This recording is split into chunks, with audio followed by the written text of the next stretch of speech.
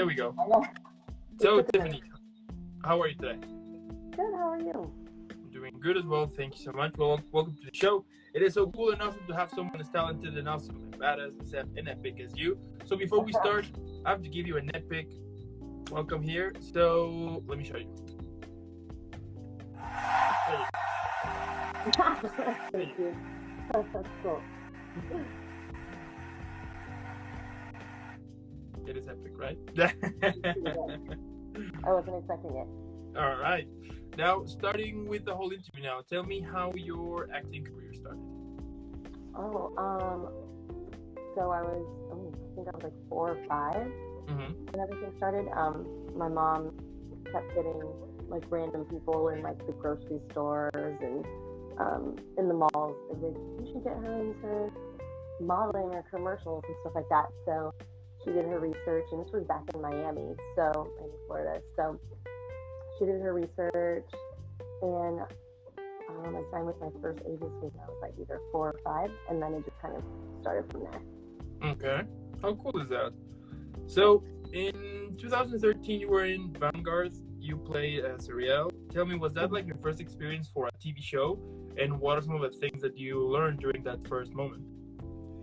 That was my first web series experience, and it was like truly on a independent level, and it was working with a lot of friends. It was a passion project. Good to see you.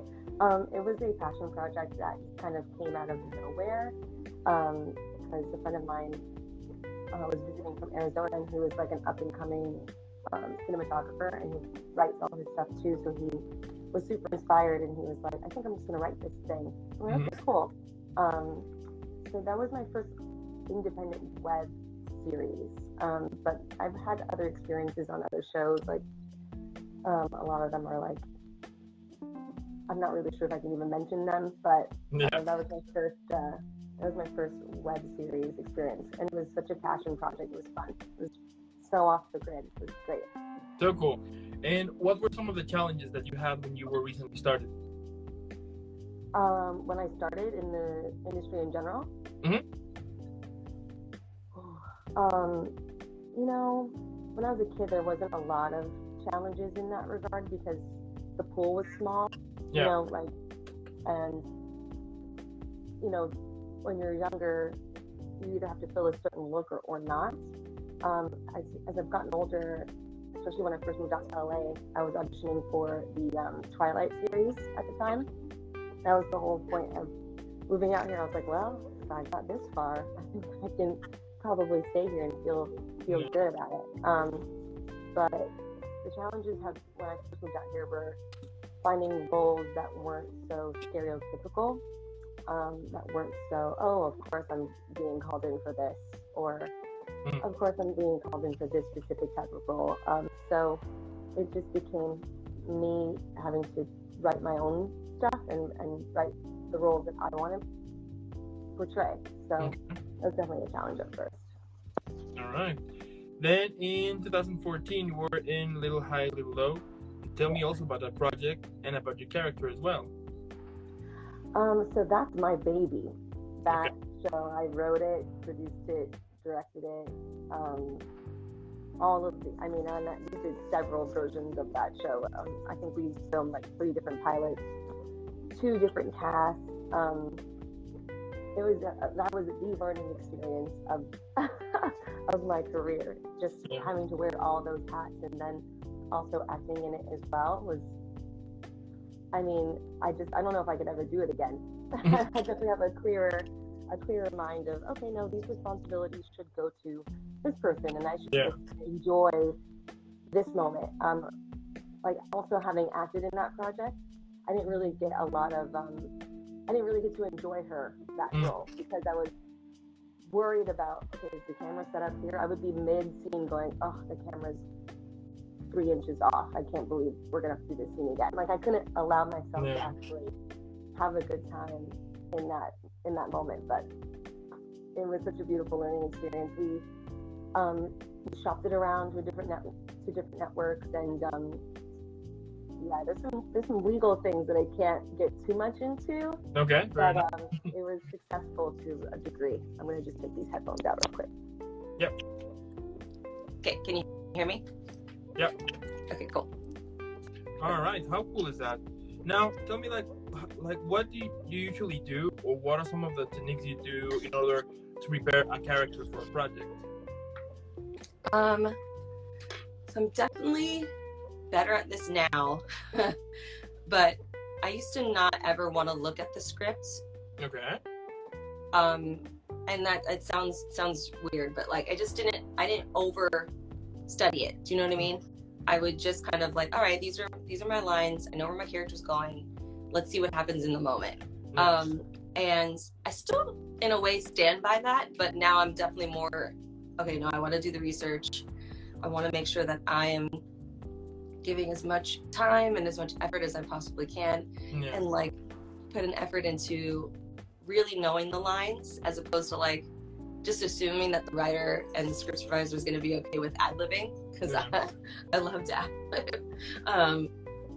But I'd say that really just paying attention to the script and paying attention to the script as a writer first, and being married to the context and the subtext, and I like to make little personal notes, especially if it's an ensemble piece. My character's relationship with this person is like this, or this person is like this. I want to make sure that I have a clear intention with every character that I interact with on paper. So, but it's still a learning curve. I still don't really know exactly what my specific way to approach a script would be. I guess it just depends on the character. If the character's super similar to me, I'm like, great. I need no extra help here. But if she's, completely, hey, if she's completely different morally, then, I have to do some soul searching, some digging. Yeah, totally. It is so interesting, because every actor has their own way to kind of approach it to character, and it's more than just some people would think that it's just learning your lines and that's it, Yeah.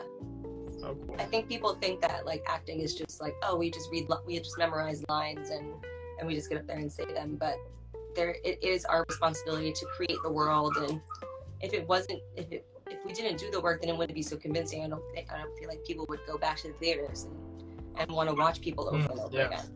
Yeah, there you go. Yeah, totally on that. Now, in 2020, you were in Grapefruit. Tell me also about that project and about your character. So Grapefruit was a fun short film that was birthed from women's rights, right? Okay. So women's reproductive rights. And it was essentially a one long PSA saying that we deserve to have rights, and we deserve to be able to make decisions about our bodies, XYZ. And it's of course an over dramatization of the repercussions of not being able to make those choices, or people making those choices for you. But that character, a friend of mine, Mike, he wrote it, and when he was writing it, he was like, so I wrote something for you. And I was like, oh, don't write anything for me, because I can't co-sign until I know that I want to do this. And he's like, it's literally you on paper. I'm like, okay. So I read it, and I was like, okay, she's a little snarkier than I am in real life, but I see the essence and see what you were going for here. But that project was so important. It was like a quick little 2-day shoot, and it was just around the Los Angeles area. We rented out a small general physician's practice for the day, and then we were at someone else's house the next day. It was really cool, and it was backed by organizations. It was completely funded by organizations to get this message across. So I love that. I met some really great people on that production, and hopefully we can all collaborate again soon. I think we had a plan to, and then 2020 happened, so we were pump the brakes. Totally. Oh, cool. And what are some of the things that you enjoy about preparing and playing a character? I like to make those special connections, especially if it's an ensemble piece. Mm-hmm. Like what I was saying earlier, my character, and I like make my own little backstory. So I actually think that that's what I like the most, is just being able to make the backstories, because you only get so much. Like, you get a pilot, you don't, like, they don't send you over the characters' backstories too, you know. It's up to you to kind of do the work and figure out exactly how your character got to this moment. So I like to be able to invest as a writer as well, on my own, you know, just separately, being able to make up my own backstories, and it just makes it more real for me. I think that's my favorite part of the preparation. Cool. Definitely not the learning and the memorizing of the lines. Like, it's definitely not my favorite part. Yeah. But everything else, like creating the backstory and becoming invested, that's my favorite. Yeah, totally. Yeah, it must be like really cool to kind of get away from yourself for a bit and be somebody else, you know. And at the same time, you're discovering this world with this character that you created, but at the same time, it's you who is also discovering, you know. So I think that it's also kind of a very well, like, what's the word, like in some way, like, therapeutic, you know. Yeah, especially if we're dealing with subjects that you normally wouldn't. Totally. You know, and I've actually had a lot of roles like that where I'm like, all right, this character is way more confrontational or not so reserved. I pick my battles. I don't just hop into a confrontation, but I usually get characters that are like ready to go. I'm like, all right, I have to channel this from somewhere. It has to come from some place that is authentic, you know? Yeah, totally. And also, I guess it is also like, from every different character, like, parts of yourself are there, you know? Yeah. So that is also, I think that's why Tom Hanks has such success, because he's so likable. Yeah. And no matter what he does, he always brings a portion of himself to it. So. Yeah, totally. Now, what would you say is an important aspect for those who recently started acting that you know about? I always try to get my friends that are just like just starting out, or maybe they're considering joining the community of actors here in LA or wherever. I've always approached it as a business, and I think that's because I've been in it for so long that I can't help but see the business side of things. So I always try to tell them, like, okay, you need to approach it like a business. You need to check your numbers every 3 months, and by numbers, I usually reference like headshots. Like, what do your headshots look like? What do you look like 3 months from now to then? Like, can you commit to this? I think of everything as like contracts and commitments. So I try to. I don't want to take the fun out of it, because it is fun. It's if you can manage to find success and find your own success and find your own groove in these things, more power to you. But you just have to always treat it like a business. This way your feelings aren't hurt. This way you don't go to sleep going, oh, I can't believe that decision was made. No, if you're able to cut and dry, like, oh, this was a business decision, you'll be able to sleep easier at night. I mean, I used to be super sensitive about decisions like that. Like, when I did not get Twilight, devastated. And I moved my whole world around for that dang movie. But as soon as it said with me, and I was like, all right, let me look her up. Like, let me see what her credits are. And when I saw that she had credits, right, it doesn't matter if I was better for the role, right? I look, I'm like, oh, she's got all these credits. I'm like, this was a business decision. They're banking on her possibly bringing in more views because of XYZ. So as soon as you start to rationalize those business decisions, you're like, oh, all right, I get it. And it doesn't hurt. I mean, maybe I speak for myself, but it doesn't hurt as much. But I think that would be a good way to approach the business, especially if you are new.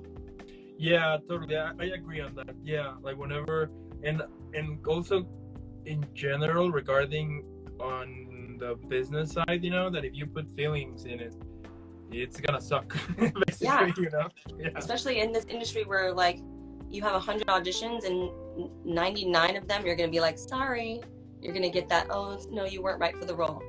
But at least if I go to sleep at night going, oh, let me do my diligence and my research and really figure out why I wasn't right for the role, because you probably were. Like, in essence, you probably walked into that room, owned that audition, killed it, and they probably deeply considered you, and then had to look at the business side of their decision and had to go with someone else. Like, I've been in many casting director workshops where I've been told, or I've seen people be told, like, oh, you killed it, you did so good, but I already have someone that looks like you on the show, so I can't afford to have another person that looks like you.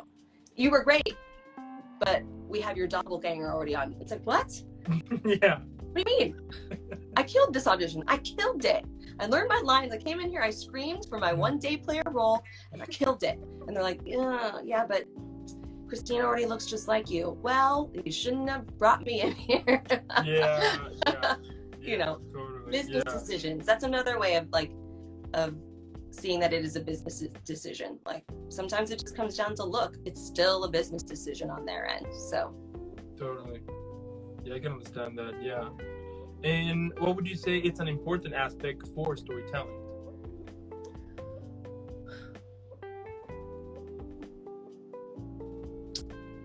So my first instinct to respond to that is truth. Right? There always needs to be a level of reality. I think even in fantasy, there's still a level of reality, whether that's like facing an internal conflict or doing some, you know, but it has to stem from some sort of truth. And then on a business side of things, an important part of storytelling would be try your best to not recreate or tell the same story. Okay. Just because you're inspired by something, I've been guilty of this as a writer, and just because you're inspired by something doesn't mean that you have to make that exact same thing again, but your version of it. You know what I mean? Let it live, let it do its thing, and try to find your truth in that story and then become inspired from that. Boom. Yeah, totally. And from all of your characters you have played so far, what are some of your favorite ones that could describe parts of yourself? Oh my God. That could describe parts of myself. And Grapefruit was pretty fun because she was pretty, she was very blunt, and I used to be that way when I was younger. I feel more reserved these days, but my friends probably will tell you a different story. Grapefruit was fun. The character's name was Michelle. I think my favorite character though is Avery from Little High, Little Low, because she was so deeply embedded in my truth, like who I was, and actually who I wanted to be. Yeah. And I didn't write her for me. I wrote another character for me, and then I just kind of had an epiphany one day, and I was like, no, I need to be Avery. And she just was so brutally honest, and just did not care if she hurt people's feelings or not. In the moment, she always later on was like, I could have phrased that better. But I just really appreciated the fact that she just was so honest all the time. So I don't know, I felt inspired by her. She was honest in love, honest in her career. She was like Christina Yang from Grey's Anatomy. Okay, yeah. And that's like the dream role. If I can play Christina Yang or Olivia Pope in Scandal, those are what I would strive for. Okay. Now, talking about Little High, Little Low. So besides acting, you mentioned that you wrote it, but tell me how you got inspired to write that project. Oh, okay. So I was watching The Big Chill, and it has some amazing people in it. It's got William Hurt, Kevin Kline, Glenn Close, Mary Kay Place. I think her last name is Mary Kay Place. But and it was made in 1983, and it's either you know about The Big Chill and you love it. It's like a secret cult classic, or you're like, I've never heard of The Big Chill. But I just love ensemble pieces, so anything ensemble driven, and that was like a cast of 7, I think. Kevin Costner's in it, but you only see his hands and his shoes. They cut him out of the movie completely. So I was watching this ensemble, like beautifully written ensemble piece, and I kind of gravitate towards scripts that are just as minimal as possible. And all this movie was this group of friends that knew each other in college that just lost one of their circle, and they all came back for the weekend to reminisce and think about life and think about the person that they just lost and how he was so interwoven with all their lives. So I was like, oh, this movie, I love this. It's so minimal. It's so chill, for lack of a better word. And I just was really inspired by that. And that was my first time I was like, I'm going to write a script. But I was so heavily inspired by this movie that looking back now, I'm like, oh, my script, there was not an original piece in there at all, except for the way the characters died were so different. And I deliberately paid homage to The Big Chill, but I still changed enough of it for it to be originally, an original concept by me. But man, I was so heavily inspired by The Big Chill, and I still watch it. I still love it, but I'm starting to see that there's a lot of trends now, like on TV that are similar to it. So like A Million Little Things on ABC is heavily inspired by The Big Chill. This Is Us is another one that is kind of inspired by The Big Chill. Like all of these shows dealing with a central character's death, and you never really get to know the central character, but the entire show is wrapped around the loss of this character. So I'm starting to see a lot of trends that way. So I think I was onto something in 2010, but but The Big Chill is what inspired Little High, Little Low. Okay. And in general, what are some of the things that inspire you to start writing?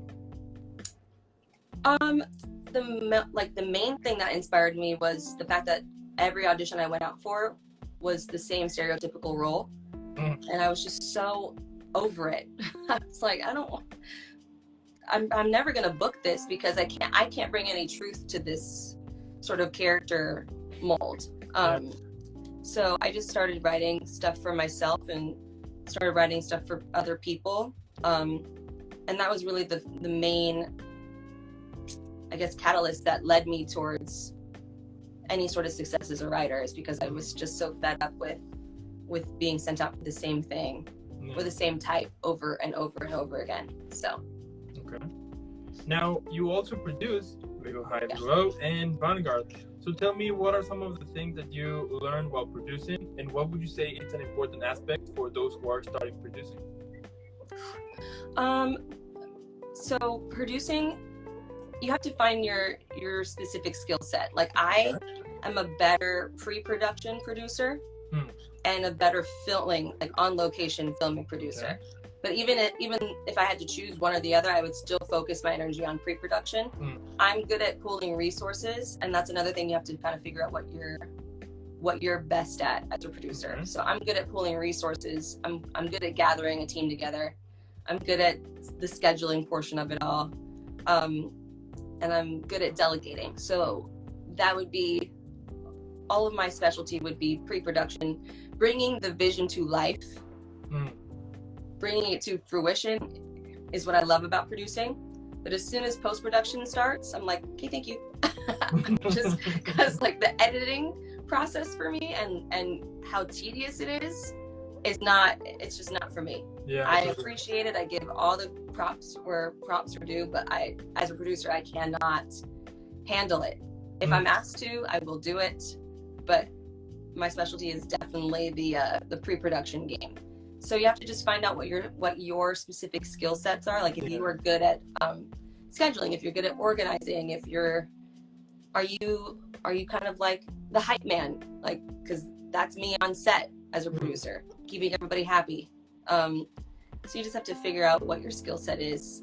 And there's no way, I don't think there's really any specific way to prepare to be a producer, because there's so many aspects of which that you can be a part of the team in that way. Associate producer, line producer, like, are you good with money? You have to figure out what your specific skill set is and just make sure that you're okay with not being right all the time. Make sure that you're flexible. I think that's another thing that's super important, is that You have to be able to think on the fly. Yeah. Because that location that you secured 2 weeks ago, you could get a call this morning and be like, sorry, we got a better offer and we're taking it off the table. And you have to be able to think on the fly as a producer, what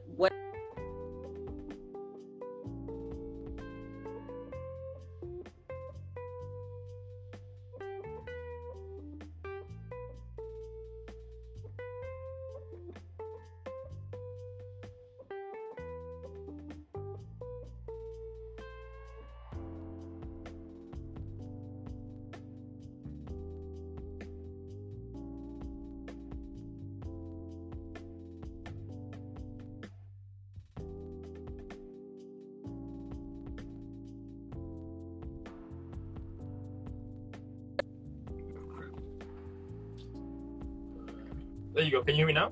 Yeah, can you hear me? Okay. Yeah, it was lagging a little bit, but I think we're fine now. Okay, cool.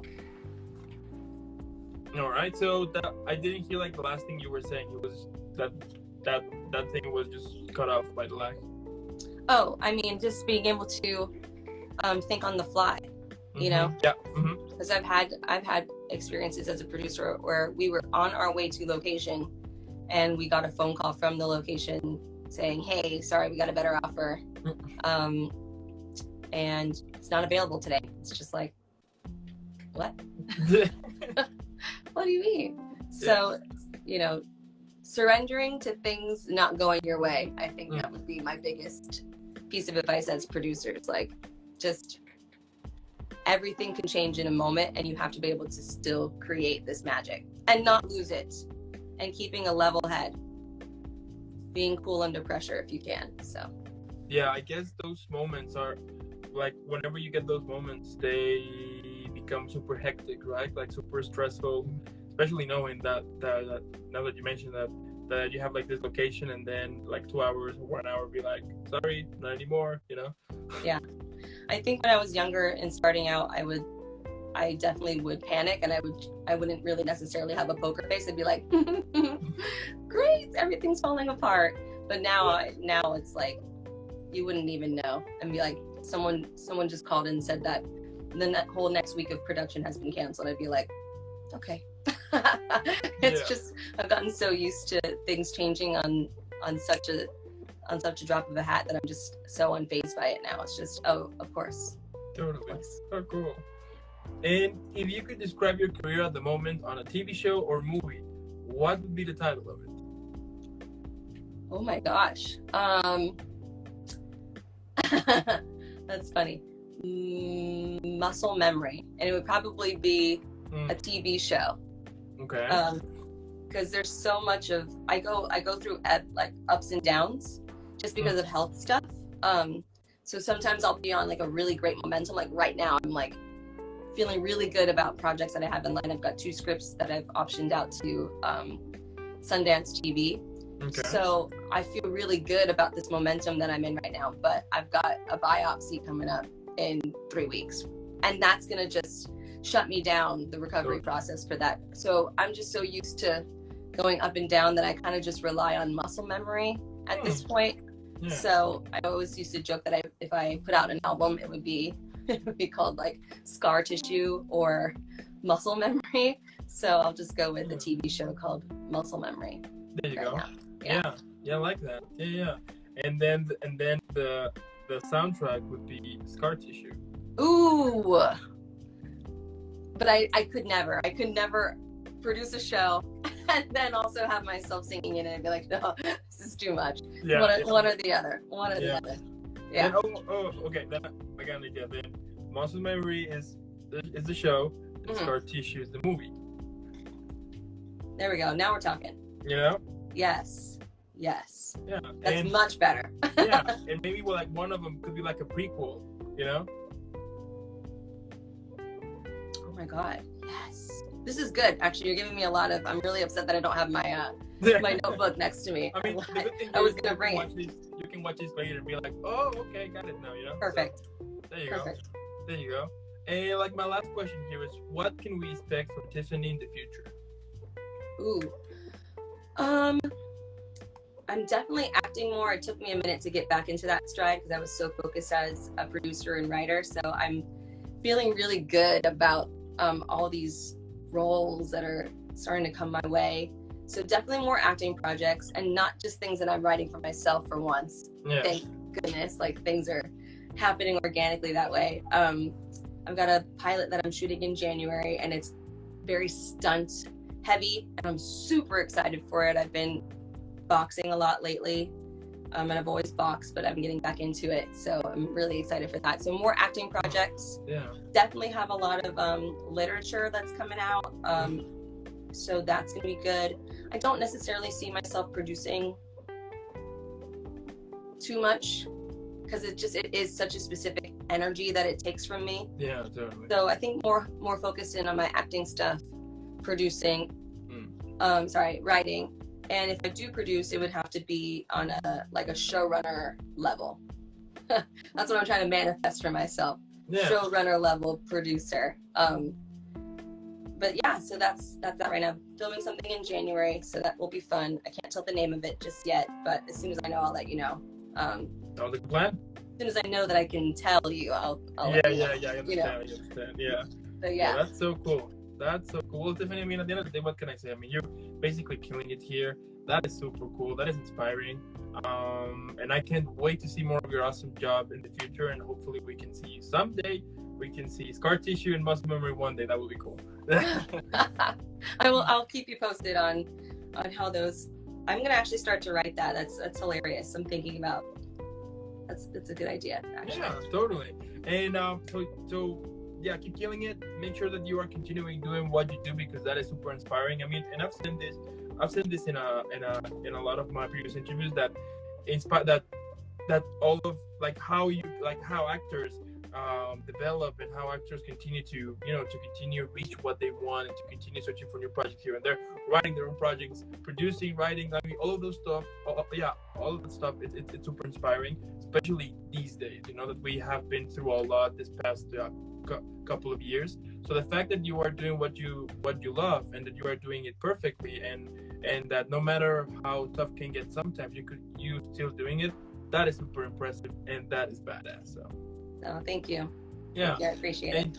And also, thanks so much those who are watching. If you're watching this later on YouTube, or listening this later on the podcast, make sure that you follow with Tiffany in all of her social media. Normally, what I would say is for you to put pause and leave a like, subscribe real quick. It helps a lot. And then hydrate, and then go follow Tiffany. Share a lot of love here.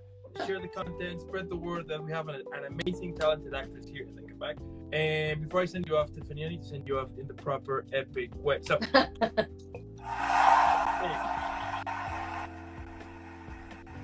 I like the soundbite. It's a nice touch. And keep having an amazing rest of the day, an amazing upcoming weekend, and keep rocking. Thank you. I appreciate this. This was fun. Perfect. Have a good one, okay? You too. Bye.